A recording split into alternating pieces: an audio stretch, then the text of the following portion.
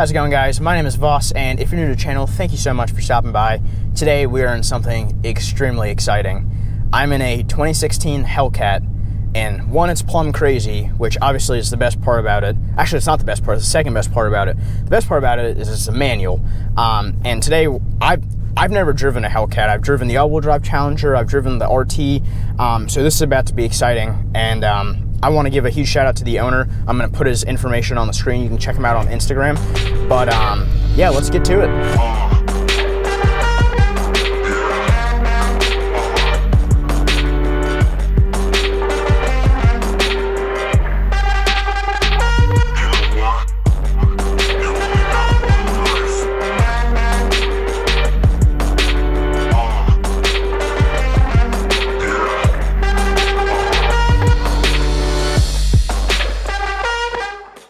So before we get driving, just some of the, I'm not going to bore you with all the numbers, some of the quick numbers. We're talking 707 horsepower. This is a 16. Guys, the Hellcat debuted in 2015, and when it came out, it was an instant success. There was so much demand for a Hellcat that we're talking a car that had roughly a $55,000 to $60,000 base price, with some places a $20,000, $30,000, $40,000, $50,000 markup just to get a Hellcat. And even today, the 16s, which had a base price of, I want to say, right around $55,000 to $60,000, today are still in the low 50s, high 40s. So in terms of resale, these things have held their value extremely well, and you're getting a whole lot of car for the money. I mean, 707 horsepower, comes on right around 6,000 RPMs. That's a lot. We're talking about a 6.2 liter V8, a curb weight of right around 4,400 pounds.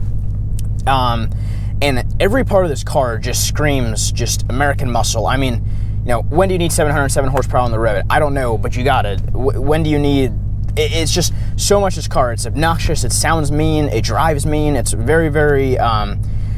there's a reason it became such a huge success. One of the biggest differences, one of the coolest things, I don't know if a lot of manufacturers do this, but I know Dodge is one of the first ones to do it. You get two keys with this car, a red key and a black key. If you get the black key, if you don't feel like having all 707 horsepower and you just wanted to be a little bit slower and you only want 500 horsepower, you can get the black key out. And if you're deciding that, 500 is not enough for the street, that's just not enough for me, I want more, get the red key out, unlocks the full 707 horsepower. And one of the cool things is all of the infotainment can also control all of your settings for your performance. It's all in the center display. I reviewed a all-wheel drive Challenger a little while ago, and it was the same situation. You could see all of your information right in the middle screen, and much like with the Hellcat, you can actually see the power numbers. Even with the red key, if you don't feel like having 707 horsepower, you can drop it back down to 500. You can change all the stiffnesses, all the suspension components. It's a very, very changeable car, and it adjusts to what's comfortable for you. 0 to 60 in this car happens in right around 3.6 seconds. We're talking 650 foot-pounds of torque, and first off, the immediate thing I'm noticing, I've driven it just a hair now, is, compared to my M3, the clutch is a lot different. It's pretty heavy, but the engagement point's pretty good. You can get up and rolling pretty easy. Overall, this is about to be a super exciting review, so I'm gonna stop, rambling now. Let's get this on the road and see how it does.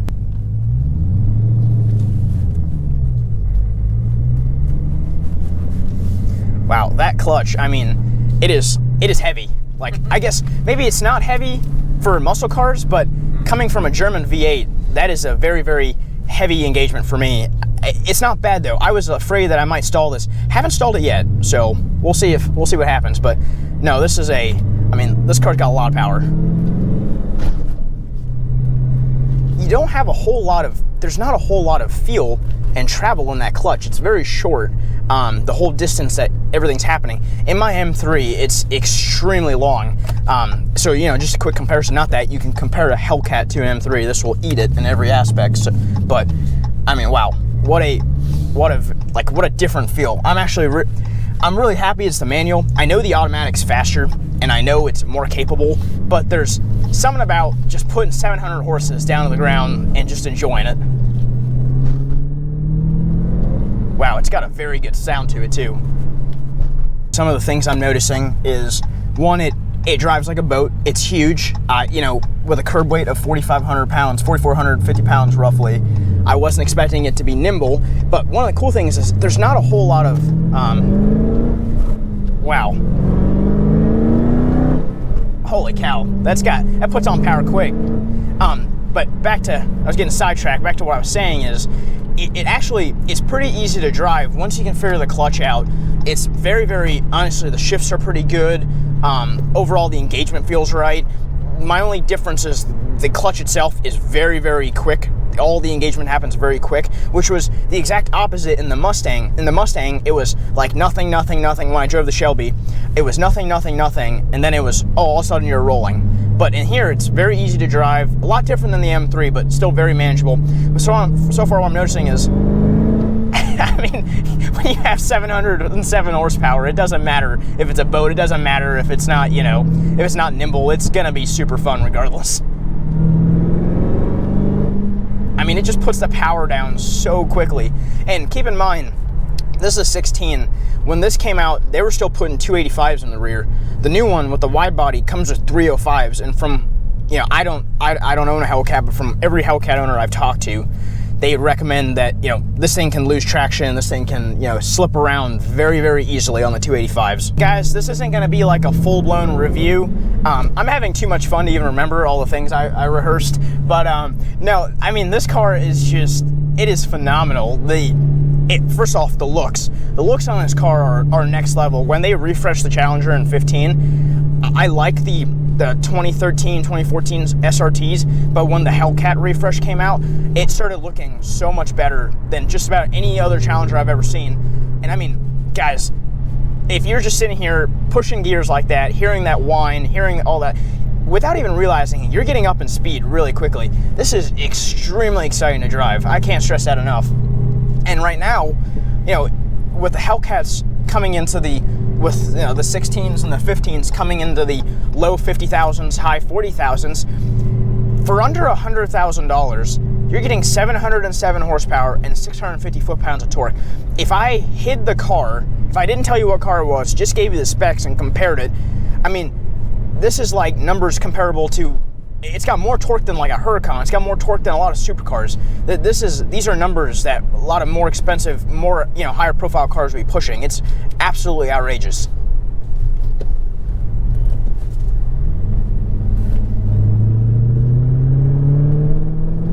Guys, I can't tell you how good that sound is. Oh my God. Brakes are good. The Brembos do extremely well. I mean, this thing's, you know, when you're pushing that kind of power, you're going to need really good brakes for some good stopping power, and it really does have them. Without even realizing it, you could really get lost in the speeds and the gears. Oh my gosh. Wow. This is just an incredible feeling. I cannot stress that enough. Now that I've gotten a couple miles on the road, I can honestly say, with the clutch feeling super heavy, it's more for the takeoffs. Once you're in gear and you're rolling around, it's really easy to get it in gear, shift around. With reverse being right next to 5, I was a little worried, but once you're rolling, it probably doesn't let you throw it into reverse, so you can't accidentally throw it up there, so that's good. Okay, so I mean, I've probably driven this a few miles now, and wow, this is a lot of fun. I mean, I've always heard the Hellcats are a lot of fun, but I've never actually experienced one. And everyone, without ever driving one, now that I've driven the manual, I'm not so sure I want to drive the automatic. And the only way the automatic to me would be more enticing is if I was going to take this around the track, or if I was taking this to the drag strip. And my overall purpose of the Hellcat would be to just drive as fast as I can down the street, you know. But if I'm just driving this around town and I just want that engagement, really, you know, 3.6 seconds, 4 seconds, in the end of the day, you're not going to notice the 0 to 60 time as much as, you know, I like to say it's the smiles it's putting on your face. And this shifter, this engine, this transmission, I mean, you know, there's some satisfaction about putting it in gear, getting a little bit of throttle on wide open, you hearing that whine, you hearing that, you know, it is just incredible. I mean, I really, when I reviewed the Shelby, I had the same feeling. I was like, oh my God, sounds incredible. Here's another American muscle car that to me sounds extremely good. I mean, that whine in shifting gears is just, it is incredible. I can't stress that enough. And overall, guys, for such a big car and such a heavy, it's a heavy car, you know, almost 4,500 pounds. It doesn't feel, there's a little bit of body roll, but it's nothing crazy. And you can, nice thing is you can change the suspension and tighten it up to what you need. So if you want a little more engagement out of it, you can set all that up. But it, you know, it takes corners pretty well. I took some corners a little bit harder. It accelerates just obnoxiously. And I think for me, all that aside, just, I wouldn't need a radio in this car. If I could just, you know, took my windows down a little bit and shift it in gear and give it a little bit of gas on the road and just hear that whine, hear that exhaust, that's good enough for me. I don't really, it's that enjoying, it's that exhilarating in here. So overall, guys, I'm very impressed, and you can't go wrong with Plum Crazy, guys. It's got a completely different feel than my M3, but nothing in a bad way. It's obnoxious. It's obnoxious, it's in your face, it sounds ridiculous. I'll put an exhaust clip up somewhere.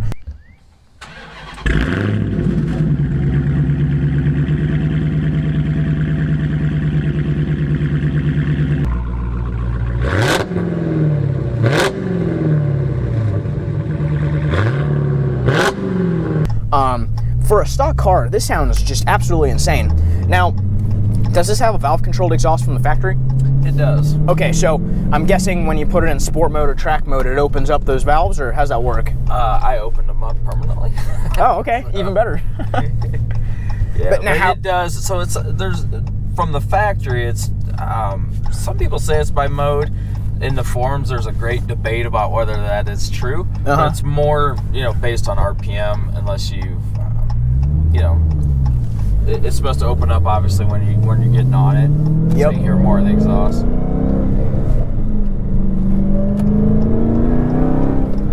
Oh my god! If you're not careful, it's really good. Wow, I can feel that back end just wanting to go. Yeah. Oh my gosh! If you're in the market for a Hellcat and you're debating on whether it's worth it or not, I mean, take my opinion or not, but listen to that. Oh my gosh.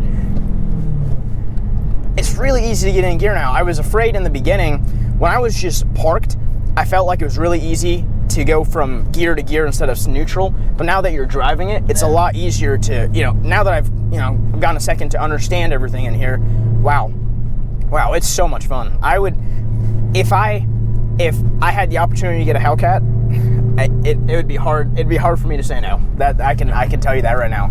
It feels big compared to, and I'm only comparing this back to my M3 because that's what I daily drive. The M3 is very nimble. It's a much smaller car. It's got a pretty heavy curb weight. It's almost 3,800 or 4,000 pounds. So it's not light, but it feels narrower. This feels big. Yeah. By no means does this feel small. So.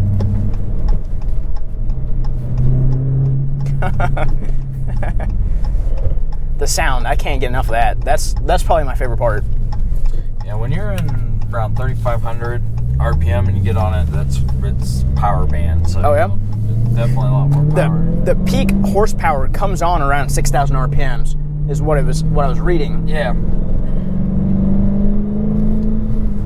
Oh my gosh. And I'm just testing the turning and whatnot a little bit.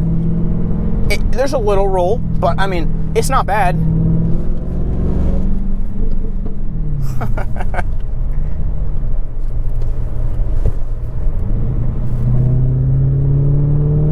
Yeah, your back end will give out if you're not careful. I can feel it. I'm driving it very tame. This isn't my car. I don't need to wrap a Hellcat around a pole today or anything. But wow, what an incredible feeling vehicle. I can't stress enough to you guys how much fun this is.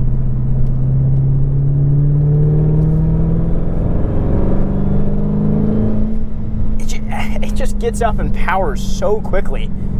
And I mean, I can't tell you how much fun this is. I'm glad you're enjoying it. Oh my God. Now that I've given my half hour in here, I'm not so sure I want to give this back. If I get a Hellcat as a rental or as a daily, I would definitely do it. Oh my gosh. It is, guys, the feeling in here, I can see if you're, the one thing I'll say is, let's talk about, I've done nothing but praise it. Some of the things I'm noticing, you know, not in this drive, but some things that I could feel as certain limitations for a daily driver would be, if you're in stop and go traffic, the manual might not be for you. I'm not so sure. maybe if you can hear that, it won't be so bad. But if you're in stop and go traffic, the clutch is heavy. It's pretty heavy, and to, you know, left leg won't skip leg day. No, sure. No, that, yeah, 100%. Wow. But yeah, if you're in stop and go traffic, if you're in an area where you're constantly stopping a lot, I don't think the manual is going to be better. But, you know, in Ohio, there's plenty of opportunities to get out in back roads and whatnot. So plenty of opportunities for you to enjoy this. So if you're in, you know, you've driven this in some, you know, bumper to bumper traffic. How was that? You know, for once you get stuck over like 30 minutes. Oh yeah. We were going to a car meet down in Cincy, and there was a huge traffic jam. We were stuck in that for about an hour. And, yeah. It was brutal. I get used to, and it's best for the manual anyways, from everything I hear, is you pop it in neutral and take your foot off the clutch. But overall, wow, very impressed. Obviously, it's got certain limitations. It's huge. It's very big, but in the inside, it doesn't, you don't, like, it hugs you well. These seats do great. Everything feels good, but the nose is real long. The entire car is real long and wide. The inside feels small, but the outside, from the exterior, it's a, you know, a big feeling vehicle. Guys, this was a very, very fun drive. I'm very, very grateful to be able to drive a plum crazy manual Hellcat. I don't think it gets better than that. I'll have to try. I'm curious if I, you know, as I grow, I would love to check out the wide body Hellcat with a 305s in the rear, just to see how that, you know, how that compares. I'm assuming it's going to put the power down a little better. But if you're just driving this, joy driving this a little bit on the streets here and there, this is plenty. I mean, you're not gonna screw it up. It's gonna be a lot of fun. So guys, I've had a blast in here. If you've enjoyed this kind of informal review and a plum crazy manual Hellcat, hit that like button, consider subscribing. Make sure you check out the owner. I'll put his Instagram right here. Really cool guy. He's got some pretty cool vehicles. So thank you for watching, and I will see you in the next video.